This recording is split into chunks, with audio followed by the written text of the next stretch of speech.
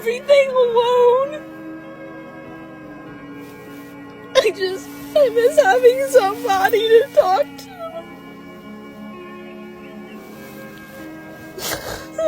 And having somebody that actually wants to, like, see me. Shut up! Some guys have said to me they wouldn't date a girl with an only flambés page, and that's fair enough, but I make pretty decent money from mine. So you telling me you wouldn't want a sugar mama in a cost of living crisis? Because I could be a sugar mama, yeah. I would treat you real nice. I mean, yes, you would have to do some really filthy things for it, but I'd take care of you, sweet cheeks, so what do you say? Hell no!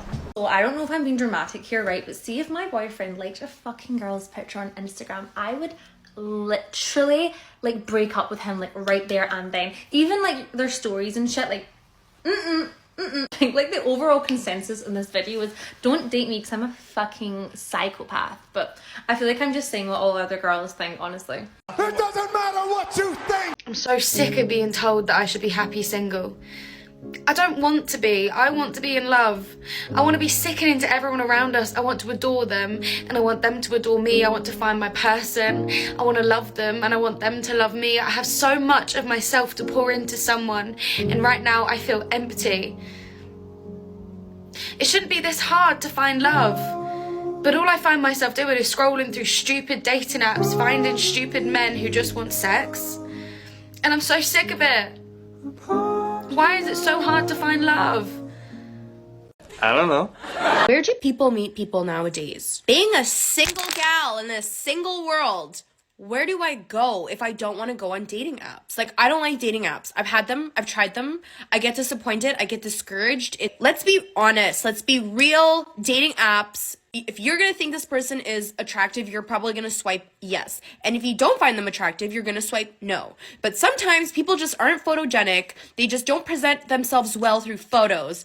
That's why I just feel like it's so much better to meet people in person. Also, just like with having dating apps, like it just feels forced. And I don't want it to feel forced. I want to like go out in public, meet someone like in the wild, both just happen to bump into each other and you're like, and then, you know, sparks fly. I just want to know where. Like, where do the single men go? Where are you going? Where are you hanging out? Like, if you're in the garage, like, come out. Like, are you at the lake? Are you snowmobiling? Are you fishing? It's wintertime. What are you doing right now?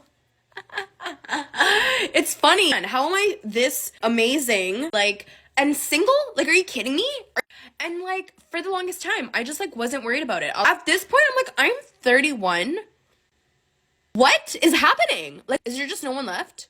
Put me on a dating show.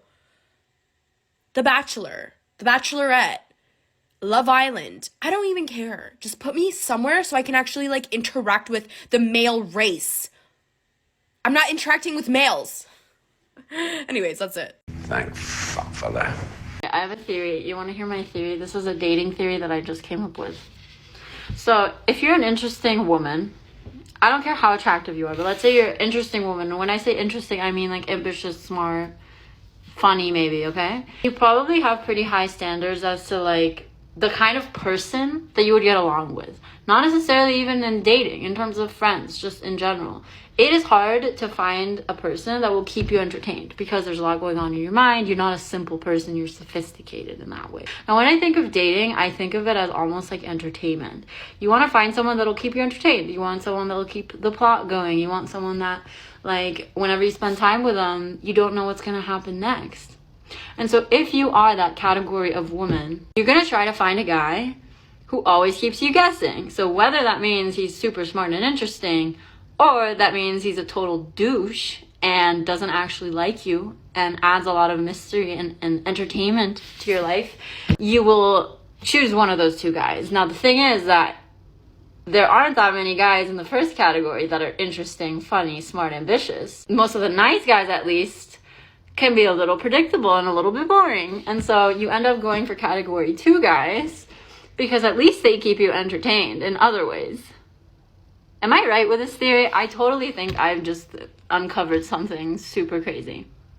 What do you guys think? You are an idiot! Recently realized, like just now, that dating somebody isn't just two pretty people frolicking in a field and looking at each other funny. Like, I actually have to go near them. I have to pay for dates, and I'm broke, guys. My bank account is negative $44.50. Before anybody says, well, maybe you're aromantic, maybe you're asexual, I have heard it all before. I am not aromantic, I am not asexual, I am just atrocious. I just found out that I get the ick so easily, and I think the biggest way that I get the ick is if you're into me, because then I'm like, how low are you willing to go if you choose me? It's a real vicious cycle that just concludes and begins with low self-esteem. So then I cut myself off from relationship opportunities. I give it a couple weeks, and then I'm like, what was that?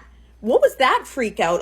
Let's get back in the game, because I think I can do it this time, and I never can. I don't even think that I can afford to be romantic, and if I ask my parents for money and tell them it's to support my Bumble lifestyle, they will lock me in my room with nothing but a dog bowl of holy water and VHS tapes of nuns. That might help. You know when people say like, love comes to you when you least expect it? Shut up. I have been trying to not expect it for like 6 years. And also, I was speaking to my friend the other day, and she was like, well, like, are you, like, trying to, like, go out of your way to meet people? I'm like, no, because people are fucking telling me that it comes when you least expect it. So here I am, like, trying to convince myself I don't want it, and I'm just not expecting it so I can get it, and it's not happening. But then even when I go out of my way to, like, go on dating apps, it just never works, because these people that I'm meeting aren't my cup of tea, are not wanting what I want. They just want a casual thing. And like, as someone who's never been in any kind of romantic entanglement, my first relationship is not gonna be a fucking casual relationship. And yeah, so like, what one is it? Should I put myself out there, or should I just pretend that I'm not like, oh, I don't want a boyfriend? I don't care. How can she have so much to pour into someone if she feels empty? She doesn't want love, she's desperate for love, and there's a major difference between those two. She's trying to fill a void inside of herself, and the next man who commits to her will never be able to escape from her. This is a potential stalker in the making. Straight up stalker! I don't know why women think meeting Chads and Tyrones on dating apps is going to make any difference if they meet Chads and Tyrones in person. It's still going to be exactly the same result, a pump and a dump. It's inevitable.